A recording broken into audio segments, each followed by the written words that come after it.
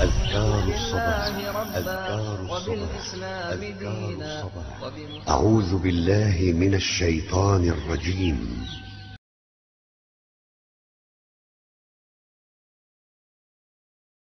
السلام عليكم ورحمة الله وبركاته.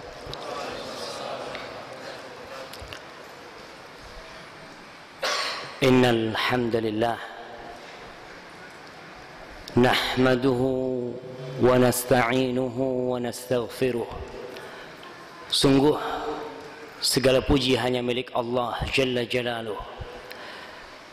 Kita senantiasa memuja dan memujinya, memohon pertolongan hanya kepadanya dan memohon ampun atas dosa-dosa yang kita lakukan. Wa na'udzu billahi min syururi anfusina wa sayyiati a'malina. Dan kita berlindung kepada Allah Jalla Jalaluh dari kejahatan jiwa kita dan keburukan amal perbuatan kita. Man yahdihillahu fala mudhillalah wa man yudlilhu fala hadiyalah. Barang siapa yang diberi petunjuk oleh Allah Jalla Jalaluh, maka tidak satupun manusia yang dapat menyesatkan dia. Beribu preman datang untuk menyesatkan dan memindahkan langkahnya dari jalan kebenaran. Langkahnya tidak akan tergerakkan kecuali bila Allah mengizinkannya. Sebaliknya, barang siapa yang tersesat dalam kehidupan ini, maka tidak satupun manusia yang dapat mengembalikan dia kepada hidayah kecuali Allah Jalla Jalaluh. Oleh karena itu, dalam setiap salat kita senantiasa memohon kepada Allah Tabaraka wa Ta'ala dengan mengucapkan ihdinas siratal mustaqim. Tunjukkan kepada kami ya Allah, bimbinglah kami kepada jalan yang lurus. Karena memang kita tidak pernah tahu apakah sekarang ini tatkala kita dalam kondisi ngaji, mungkin di sore hari ada sebagian di antara kita yang sudah tidak beriman kembali. Maka ingat selalu kepada sabda Rasul sallallahu alaihi wasallam, badiru bil a'mal fitanan ka qita'il lailil mudlim yusbihu fihi al-'abdu mu'minan wa yumsi kafiran wa yumsi mu'minan wa yusbihu kafiran. Kata Rasul, cepat-cepat kalian beramal sebelum datang itu fitnah yang seperti potongan malam yang gelap gulita, di mana seorang di pagi harinya masih sholat subuh mungkin, tapi malam harinya dia sudah dalam kondisi tidak beriman. Sebagian yang sore harinya masih dalam kondisi beriman, tatkala fajar terbit dia sudah tidak beriman kepada Allah Subhanahu wa Ta'ala. Maka sekali lagi kita memohon kepada Allah agar Allah menetapkan hati kita di atas agamanya. Wa ashhadu an la ilaha illallah wahdahu la syarika lah wa ashhadu anna Muhammadan abduhu wa rasuluh. Salawatu Rabbi wa salamuhu alaihi wa ala alihi wa ashabihi wa man sara ala sunnatihi ila yaumiddin. Dan saya bersaksi bahwa tiada yang berhak disembah kecuali Allah Jalla Jalaluh. Tiada yang pantas mendapatkan pengabdian kita, tiada yang layak mendengarkan doa dan rintihan kita kecuali Allah. Dia esa, tiada sekutu baginya. Dan saya bersaksi bahwa Muhammad sallallahu alaihi wasallam adalah hamba utusannya. Dialah yang diutus oleh Allah ke muka bumi ini untuk menancapkan pilar-pilar tauhid dan mengajarkan kepada umat syariat Allah. Semoga salawat dan salam, semoga seluruh berkah dan rahmah senantiasa ditambahkan untuk beliau, untuk keluarga beliau, yang terutama istri-istri beliau, Khadijah, Aisyah, Hafsah, Safiyah, Zainab, Ummu Habibah, dan seluruh istri Nabi yang lainnya. Dan semoga para sahabat Nabi yang mereka telah menemani dengan setia Nabi kita Muhammad sallallahu alaihi wasallam memperjuangkan la ilaha illallah, menebarkan bendera la ilaha illallah, sehingga pada hari ini kita masih bisa merasakan nikmatnya iman dan Islam di tempat ini. Semoga Allah meridai mereka semua, dan semoga Allah meridai kita bersama keridhaannya terhadap mereka. Amma ba'd, fa ya ma'asyiral muslimin rahimakumullah.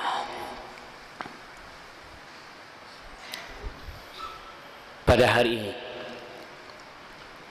tanggal berapa hari ini jemaah? Tanggal 26 24 Rabiul Awal 1435 Hijriah, di Masjid Manarul Iman, Manarul Amal, di Masjid Manarul Amal ini pada hari Ahad, saya akan berbicara sebagai seorang anak yang memiliki ibu. Saya akan berbicara sebagai seorang kakak yang memiliki 2 adik perempuan, dan sebagai adik yang memiliki 1 kakak perempuan. Saya berbicara di sini sebagai seorang bapak yang memiliki 2 putri, dan saya berbicara sebagai seorang suami yang bertanggung jawab atas istrinya, yang memiliki kewajiban untuk membahagiakan istrinya. Saya ingin ibunda saya dihargai dan dihormati oleh ayah saya. Saya ingin kakak saya disayangi dan dihormati oleh suaminya.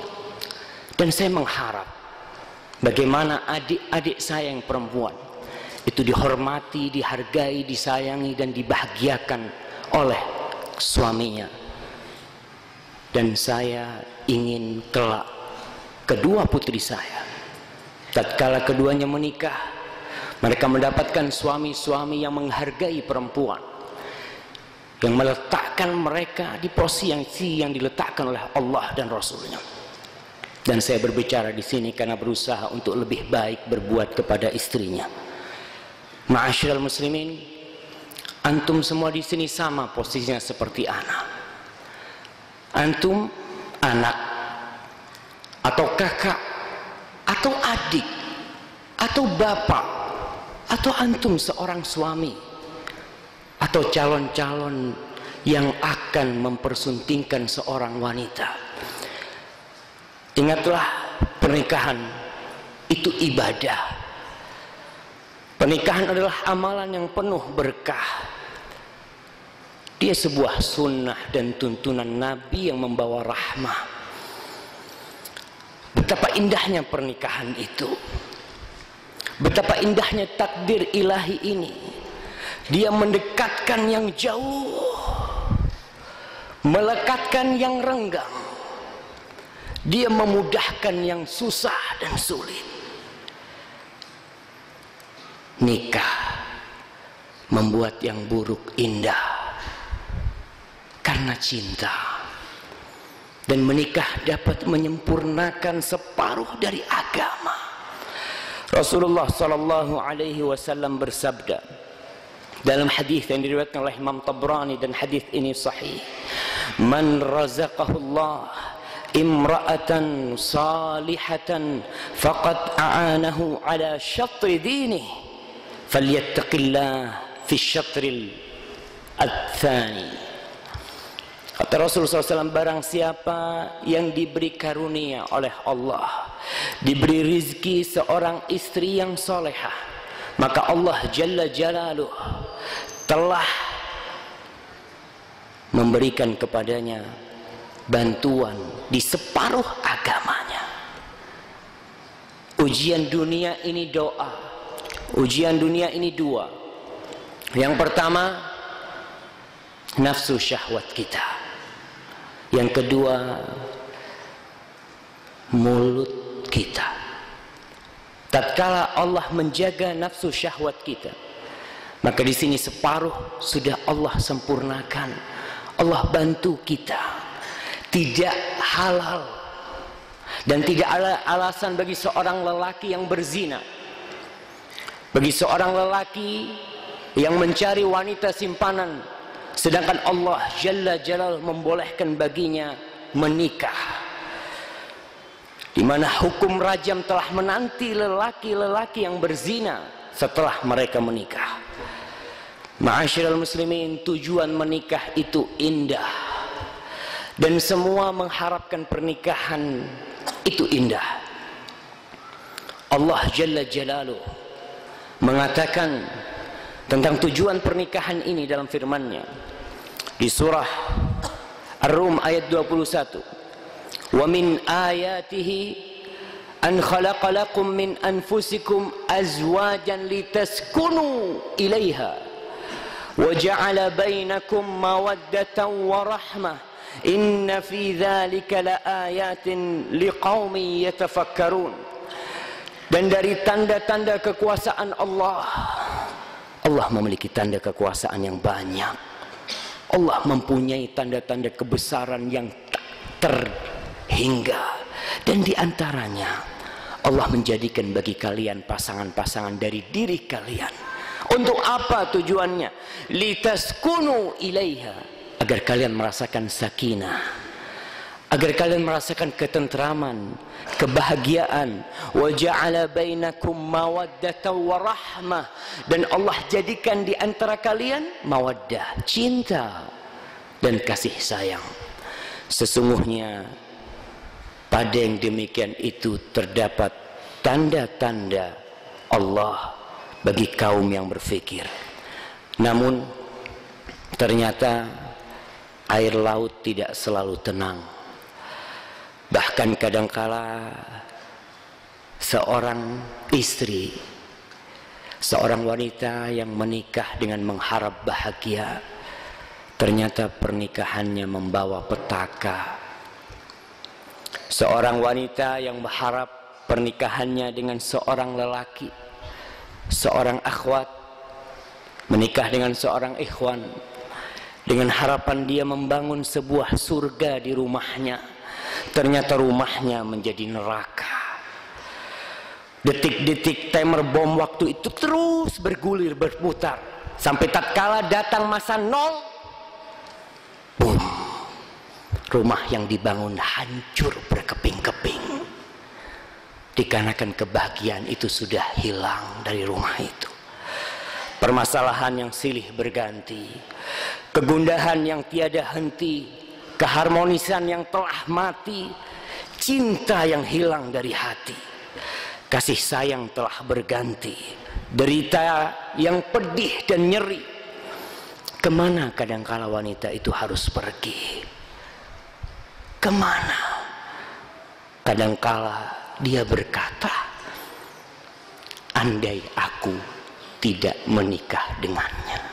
Iya, mungkin sebagian dari kita, sebagian dari ukhti-ukhti kita, mereka berkata tatkala kapal yang ditungganginya sudah tidak lagi layak untuk ditempati, dia kadangkala berkata, andai aku tidak menikah dengannya. Berandai-andai bukanlah jalan atau solusi, bahkan dia adalah membuka pintu setan.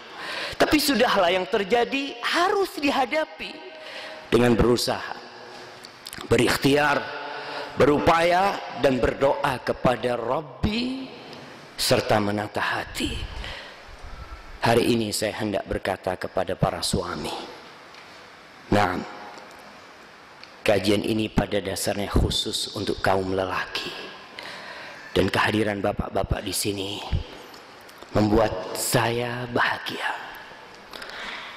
Karena antum semua adalah nahkoda, antum semua adalah pemimpin. Ada sebuah ayat, ayat ini menjadi senjata bagi kaum lelaki. Yang mungkin yang perlu saya tanya adalah ibu-ibunya. Tapi saya tanya, apa ayat itu? Angkat tangan. Yang sering mengatakan ayat itu di rumahnya, angkat tangan. Apa jemaah? Angkat tangan, bismillah. Nah, fadhal. Udah nikah? Oh, belum. Kita mau yang nikah. Ar-rijalu qawwamuna 'ala nisa. Sering antum ngomong itu di rumah. Fadhal Habib. Nah, ar-rijalu qawwamuna 'ala nisa. Sedikit ribut sama istrinya, keluar ayat ini. Ar-rijalu qawwamuna 'ala nisa bima faddalallahu ba'dahum 'ala ba'din wa bima anfaqu min amwalihim. Lelaki-lelaki itu pemimpin, kau ini harus nurut. Masya Allah. Nah, betul ayat itu nggak salah. Ar-rijal qawwam, lelaki itu pemimpin. Tapi apa arti pemimpin itu? Yang pertama, pemimpin itu yang namanya qawwam dalam bahasa Arab itu adalah mereka yang melakukan pengarahan. Dia mengarahkan istrinya. Kemudian dia mengayomi istrinya. Dan yang ketiga, dia melindungi istrinya. Jadi kalau antum merasa anak pemimpin di rumah, tolong 3 hal ini dibawa dalam kepemimpinanmu. Jangan hanya sekedar keinginannya dituruti, perintahnya dilaksanakan dan dipatuhi. Jangan. Berikan kepada istri kita yang namanya himayah, perlindungan kepada dia. Berikan kasih sayang. Dan ingat pula, memang Allah menjadikan lelaki qawwam karena Allah telah memuliakan mereka. Bima faddalallahu ba'dahum 'ala ba'din. Allah telah memberikan keutamaan kaum lelaki atas wanita. Wa bima anfaqu min amwalihim. Yang kedua, karena lelaki memberikan nafkah. Tatkala seorang suami tidak memberikan nafkah kepada istrinya, maka kepemimpinannya akan pincang di sini. Apalagi yang ngasih makan istrinya, yang kerja istrinya. Ingat, tolong dilengkapin hal itu. Jadi nikah itu bukan hanya enak, tapi nikah itu berat sekali. Berat. Kita bakal dimintai pertanggungjawaban tentang pernikahan itu. Allah Jalla Jalaluh menceritakan tentang pernikahan ini, tentang bagaimana seorang wanita yang kita tidak pernah membesarkan dia, yang kita tidak pernah turut campur dalam mendidik dia, tatkala dia besar, tatkala dia dewasa, kita datang meminangnya dan orang tuanya memberikan kepada kita. Allah mengatakan, wa akhadna minkum mitsaqan ghalidha. Wa akhadna minkum mitsaqan ghalidha. Dan istri-istri kalian itu telah mengambil satu perjanjian besar kepada kalian. Apa perjanjian itu? Tatkala si orang tua mengatakan kepada antum, tatkala bapaknya menikahkan putrinya kepada antum, dia mengatakan, ya fulan unkihuka ala ma amarallahu bihi min imsakin bima'rufin atau tasrihin bi ihsan. Wahai fulan, aku nikahkan kau atas perintah Allah Jalla Jalaluh agar engkau menjaga putriku dengan baik, agar engkau menjaga, merawat putriku dengan baik, atau kau lepas dia dengan baik-baik pula. Itu perjanjiannya. Kemudian sang ayah mengatakan, ya fulan zawwajtuka wa ankahtuka binti. Wahai fulan, aku nikahkan kau, aku kawin kau dengan putriku dengan mahar sekian. Itu perjanjian besar sekali. Bagaimana kita tidak pernah mendidik itu anak, kita bawa pulang ke rumah kita. Orang tuanya tidak pernah tahu apakah bakal bahagia putrinya dengan kita. Takut orang tua, tapi dia mengharap. Maka ingatlah kepada sabda Rasul sallallahu alaihi wasallam. Rasul sallallahu alaihi wasallam hidup di masa setelah jahiliyah. Beliau tahu bagaimana lelaki-lelaki menggauli wanita-wanita pada masa itu. Maka beliau berkata, istausu bin nisa'i khairan. Rasul mengatakan dalam hadis lain, fattaqullaha fin nisa. Jaga wasiatku kepada wanita agar kalian terus berbuat baik kepada mereka. Wanita itu istri kita, ibunda kita, adik kita, kakak kita, atau putri kita. Jaga mereka dengan baik-baik. Bertakwalah kepada Allah Jalla Jalaluh. Fa innakum akhadtumuhunna bi amanillah. Kalian mengambil mereka dengan amanat dari Allah Jalla Jalaluh. Ngambil itu anak, memindahkan itu putri dari orang tuanya ke rumah kita, itu amanat dari Allah Jalla Jalaluh. Bertakwalah kalian.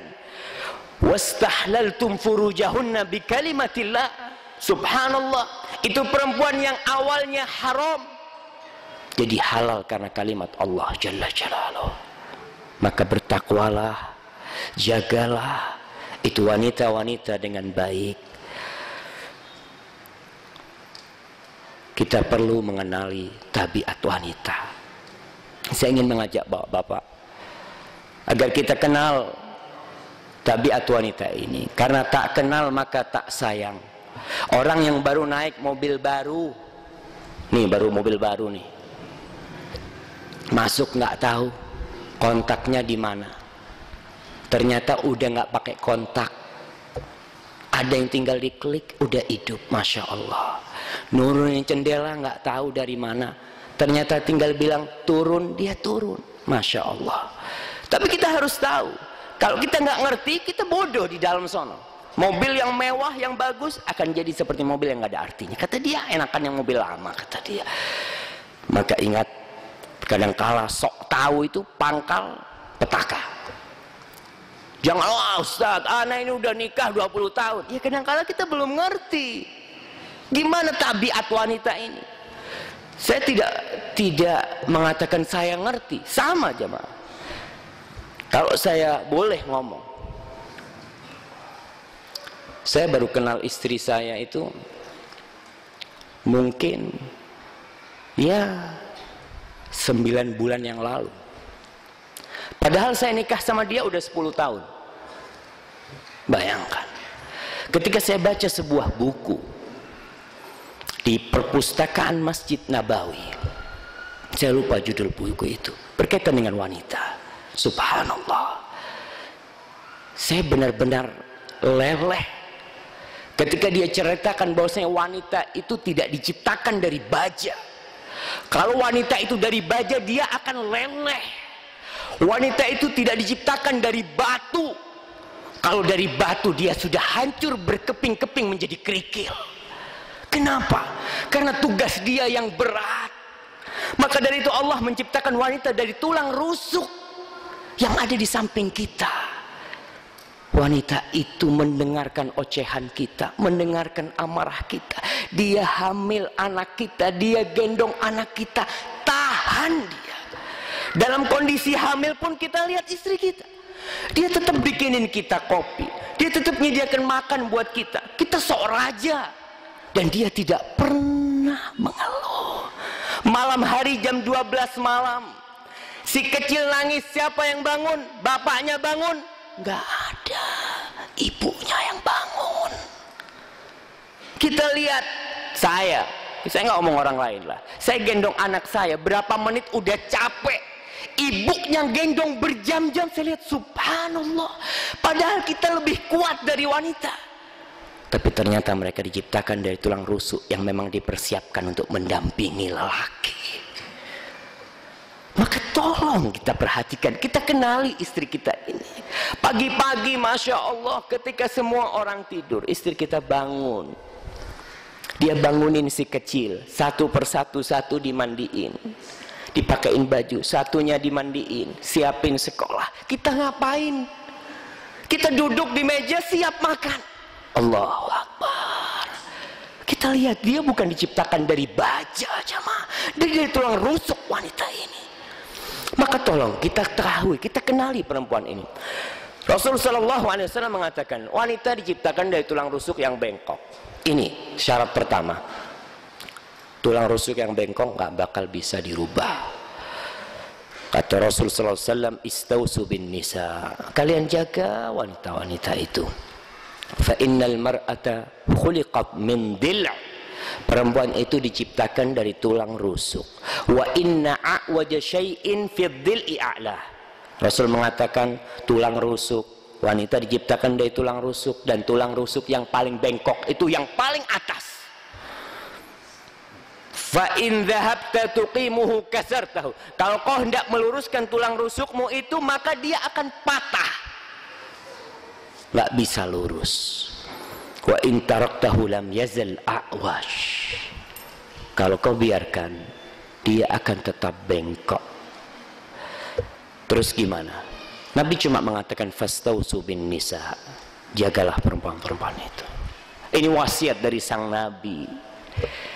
Dari seorang ayah memiliki putri bernama Fatimah, bernama Ruqayyah, bernama Ummu Kalthum, bernama Zainab. Subhanallah, itu wasiat Nabi. Jaga itu perempuan. Dia udah, kita sekarang udah tahu perempuan ini bengkok. Maaf ibu-ibu, ibu-ibu mungkin kurang setuju, tapi itulah tabiat. Allah sudah menciptakan wanita dari tulang rusuk, dan materi penciptaannya tidak berubah, tetap bengkok. Apa kata Rasulullah dalam hadis lain diriwayatkan oleh Imam Ahmad? Fadariha ta'ish biha. Maka kau ya senang-senanglah, pelan-pelan berlemah lembutlah kepada istrimu, kau bakal hidup sama dia, bakal hidup, dengan syarat kita berlemah lembut sama dia. Kemudian para ulama menjelaskan,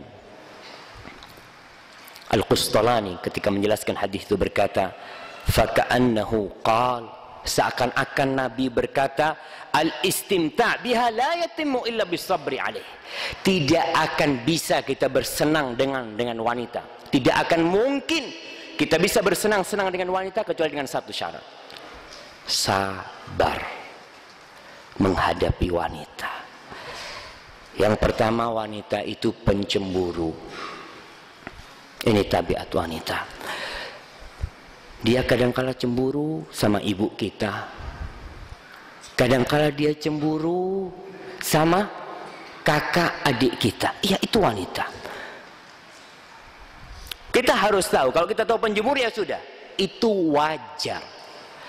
Istri Rasul sallallahu alaihi wasallam, istri Nabi kita Muhammad sallallahu alaihi wasallam, yang bernama Aisyah radhiyallahu ta'ala anha, as-siddiqah binti siddiqah. Dia orang terpercaya yang turut ayat-ayat Quran membenarkan dia. Dia pencemburu. Suatu hari tatkala Rasul sallallahu alaihi wasallam di rumahnya bersama tamu-tamunya, ada Aisyah di situ, tiba-tiba ada istri yang lain ngirim makanan, dikirim sama piring itu kue. Masuk rumahnya Aisyah, pembantu yang mengantarkan, Aisyah nggak tahan. Ini ada tamunya nih Nabi, ada tamunya, ditampel sama Aisyah. Makanan itu piar, pecah. Suami nggak boleh marah. Rasul tidak marah. Rasul mengatakan dengan membagikan kue itu ke sahabat-sahabatnya, gharat ummukum, ibu kalian lagi cemburu. Sudah selesai. Nggak ada di kamar nanti dimarah-marahin, kau itu gimana di depan tamu-tamu kau berbuat itu. Jamaah, ini istri Nabi dan ini Nabi. Nabi berbuat itu, kau siapa sehingga kau marah sama istrimu? Nggak pantas kita marah sama istri kita. Udahlah, kemarahan itu hanya spontanitas. Air itu naik sebentar terus turun kembali. Tapi kalau kita lanjutkan di kamar, kita tegur dia, kita marahin dia, kita malah membuat dia sedih dan kita tidak membahagiakannya. Nah, perempuan itu perasa, wanita itu perasa. Perasaannya ya lebih gede daripada akalnya, dan itu kelebihan wanita pada hakikatnya. Andai kata perasaan wanita sama dengan lelaki, siapa yang akan ngurus anak-anak kita? Nggak ada. Kita lihat bagaimana TK dan playgroup. Apa ada bapak-bapak yang ngajar di TK dan di playgroup? nggak ada, nggak tahan.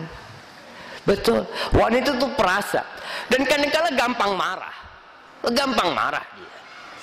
Kita ngomong sedikit nggak enak, marah dia. Oh, itu wajar. Lihat Rasul Shallallahu Alaihi Wasallam. Kita lihat baginda Nabi Rasulullah. Kadang-kala istrinya marah sama Rasulullah Sallallahu Alaihi Wasallam. Kata Rasul Sallallahu Alaihi Wasallam nih lagi ngobrol sama istrinya. Rasul ngobrol duduk sama istrinya. Ya, nggak selalu obrolannya itu tentang agama. Kau itu harus gini, enggak.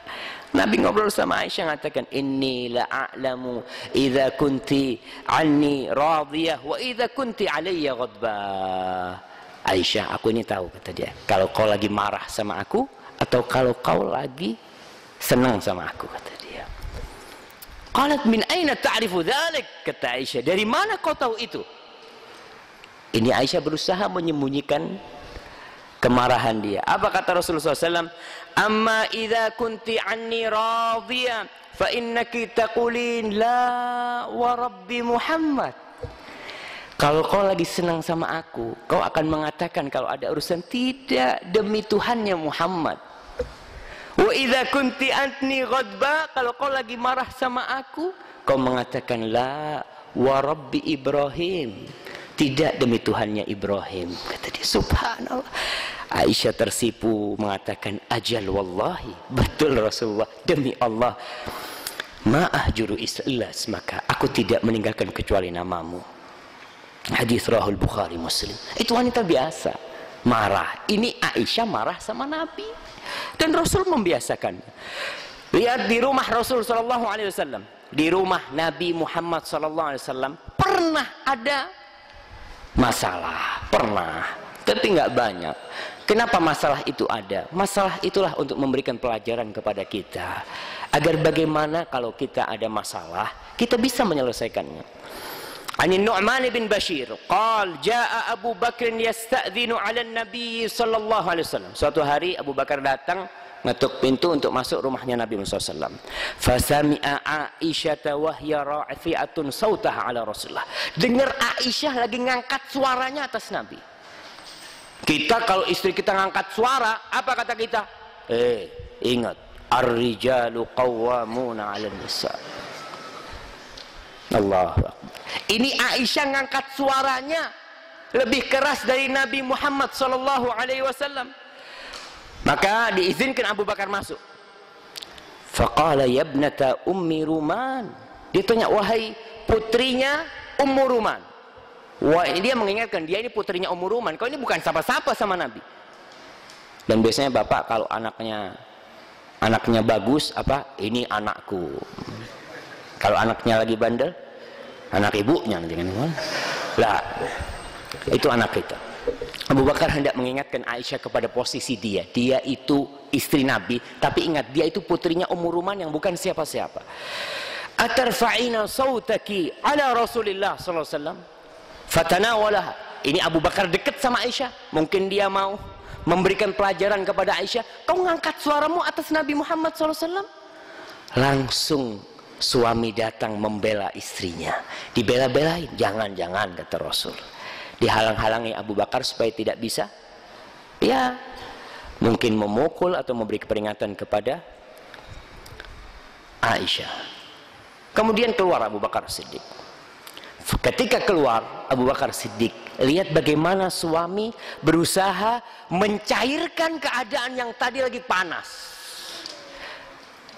yang lagi beku. Rasulullah SAW berusaha untuk membuat itu cair, dan yang panas berusaha untuk menjadikannya sejuk dan dingin. Apa kata Rasulullah SAW kepada Aisyah? Rasul mengatakan, ala taraina anni qad hultu baina rajul wa baina, tadi kan aku udah belain kau sama orang itu, kata dia. Maksudnya ya udahlah, yang tadi dilupakan gitu loh, mungkin ada masalah sedikit gitu, selesai. Jadi suami jangan selalu ayat ar-rijalu qawwamuna itu dihafalin, enggak usah. Kalau tujuannya untuk menundukkan istri, ini istri Nabi ngangkat suara di atas Nabi, dan Nabi biasa-biasa aja. Bahkan beliau berusaha untuk mengambil keridhaan istrinya. Tidak mengatakan, kau ini gimana sih? Aku ini nabi. Kau ngangkat enggak Rasul SAW. Kadang-kala suami seakan-akan lebih dari nabi. Allahu Akbar. Perempuan itu suka perhiasan. Perempuan itu suka perhiasan. Allah mengatakan, awaman yunasya'u fil hilyati wa huwa fil khisami ghairu mubin. Dan apakah patut menjadi anak Allah seorang perempuan yang dia dibesarkan dalam perhiasan? Perempuan itu sejak lahir kurang. Betul nggak? Ibu-ibu nggak apa-apa marah. Karena seperti itu, lelaki lahir lebih, ada kelebihan. Maka bagaimana supaya sempurna? Kita lihat seorang putri yang baru dilahirkan, nggak dibiarkan seperti itu. Dia akan dipakein anting, ditambahin tuh, biar lengkap. Pakein gelang, baru cewek, baru kelihatan. Kita lihat anak itu perempuan, kalau nggak pakai anting, apa kita tahu dia perempuan? Kalau masih bayi, nggak tahu. Maka di sana ibunya dilengkapin, kasih anting, kasih gelang, dikasih bando, ya, biar kelihatan nih cewek, ini perempuan. Memang dia dari kecil udah seneng sama perhiasan. Yang cowok, masya Allah, kelebihan, harus disunat. Iya, kalau nggak nyunat nggak sempurna tuh. Itu kotoran terus ada, makanya disunat. Jadi wanita itu suka perhiasan. Jadi kalau antum melihat istri antum minta perhiasan, minta ini itu wajar. Dia ini perempuan. Kasih yang mampu kasih. Aisyah kadangkala, Nabi bukan orang yang kaya. Kadangkala Aisyah itu pinjem perhiasan sama kakaknya. Kalau mamanya kita punya istri, Allahu Akbar, ya. Kadangkala saya merasa saya dosa. Saya ngomong sama istri kadang-kala, itu kalung nggak malu punyanya kakaknya dipinjam gitu ya. Saya lupa, nggak boleh seharusnya. Kalau dia ingin tampil, dia ingin menunjukkan, ini lo aku. Walaupun kalungnya dapat pinjam, nggak apa-apa. Karena suaminya nggak mampu, ya terpaksa dia pinjam lah. Maka itu wajar. Kita kalau punya, ya belikanlah. Karena dia memang cinta dengan perhiasan. Sekarang saatnya kita mengkoreksi diri. Kita udah tahu nih sifat-sifat wanita. Alhamdulillah, saya senang bapak-bapaknya tambah banyak. Saya nggak tahu ibu-ibunya, nggak ada ibu-ibunya nggak apa-apa. Yang penting ada bapaknya di sini. Yang pertama, cara mengkoreksi diri nih. Bagaimana mengembalikan keharmonisan di rumah tangga. Bagaimana bahtera ini kapal yang ditumpangin udah mulai seok-seok, udah mulai kadang-kala karam sedikit, bangun lagi. Si suami udah pikiran yang enggak-enggak, si istri pun udah kepingin loncat. Tapi sayang masih ada anak-anak, kata dia. Kalau nggak ada anak udah aku tinggal kau, gitu kan. Ada nggak yang seperti itu, Bapak? Ada. Tapi insya Allah di sini nggak ada, mah. Nggak ada, karena saya lihat wajah-wajah yang penuh cahaya yang di sini, yang selalu berbuat baik sama istrinya, masya Allah. Mudah-mudahan seperti itu. Nah, yang pertama, Rasul udah ngatakan perempuan itu bengkok. Tapi apa kata Nabi? Jangan dilihat bengkoknya, jangan lihat lurusnya nih. Itu tulang rusuk kan bengkok, tapi ada lurusnya. Lihat lurusnya. Kata Rasul sallallahu alaihi wasallam, la yafraq mu'minun mu'minah in kariha minha khuluqan radiya minha akhar. Jangan, kata Rasul, seorang lelaki benci sama istrinya, seakan-akan istrinya tidak punya kebaikan. Jangan, kata Nabi. Kalau dia benci sama istrinya, kan ada sifat-sifat lain yang membuat dia senang. Kenapa dia pinang itu perempuan? Kenapa dia bawa itu perempuan? Kenapa dia mau bayar mahar? Pasti ada kelebihan. Ingat, kita pun nggak sempurna. Jangan merasa, oh nih lelaki ini sempurna, nggak ada kurangnya. Kamu bengkok. Allahu Akbar. Subhanallah. Sempurna dari mana? Dari mana sempurnanya? Kita banyak berbuat dosa dan kesalahan kepada Allah. Memang kita tidak diciptakan dari tulang rusuk, tapi kita juga banyak kekurangan. Maka Rasul mengatakan la yafraq, jangan dibenci itu istri yang beriman. Kemudian jangan tergesa-gesa bertindak. Kadang-kadang udah ngelihat perlakuan istri ini, dikasih tahu sekali, 2 kali, 3 kali nggak mau. Udah dikasih tahu nih, ayolah datang pengajian. Aduh bang, capek gitu kan. 1, itu dia berangkat kajian. Ajak lagi nggak mau, 2, 3 kali nih pulang loh. Allahu Akbar, jangan. Allah Jalla Jalaluh memberikan qiwamah, memberikan kepemimpinan kepada lelaki-lelaki karena dia memang diharuskan berpikir terlebih dahulu sebelum bertindak. Allah berfirman dalam surat An-Nisa ayat 19, wa'ashiruhunna bil ma'ruf, dan pergaulilah istri-istri kalian dengan cara yang ma'ruf, dengan cara yang patut. Fa in karihtumuhunna, nih sekarang posisinya, kalau kau benci sama dia, ada nih kelakuan yang gak kita sukain, ada perbuatan yang kita tidak, aduh udah bikin hati kita selalu sedih. Masuk rumah istri kadangkala kita lihat Allahu Akbar selalu ada di dapur, gitu kan? Fa in karihtumuhunna, kalau kalian benci sama dia, apa kata Allah? Fa'asa an takrahu syai'an wa yaj'alallahu fihi khairan katsira. Allah tidak mengatakan ceraikan dia, tidak. Kau cari yang lainnya, tidak. Suruh cari yang lainnya. Fa in karihtumuhunna, kalau kau benci sama dia, fa'asa an takrahu syai'an, bisa jadi yang kau benci ini Allah menjadikan di sana kebaikan yang banyak sekali. Kadang-kala lelaki Allah ganti aja. Dan betapa banyak lelaki perempuan yang menyesali perceraiannya. Karena si laki berpikir ketika dia nikah lagi, pikirnya akan dapat yang lebih baik dari istrinya. Ternyata keluar dari mulut macan dimakan buaya. Allahu Akbar. Si istri pun begitu. Aduh udahlah, mudah-mudahan dapat ganti yang lebih baik, kata dia. Nikah si istri, Allahu Akbar. Dia mengatakan, andai kata aku tidak menikah dengannya, lebih baik istriku, suamiku yang pertama, kata dia. Nah, maka ingat sebelum berpikir untuk bercerai, para suami, kalau kau benci, ini benci, Allah benar-benar mengatakan fa in karihtumuhun, kalau kau benci sama perempuan-perempuan itu, bisa jadi yang kau benci itu dijadikan di dalamnya kebaikan yang banyak sekali.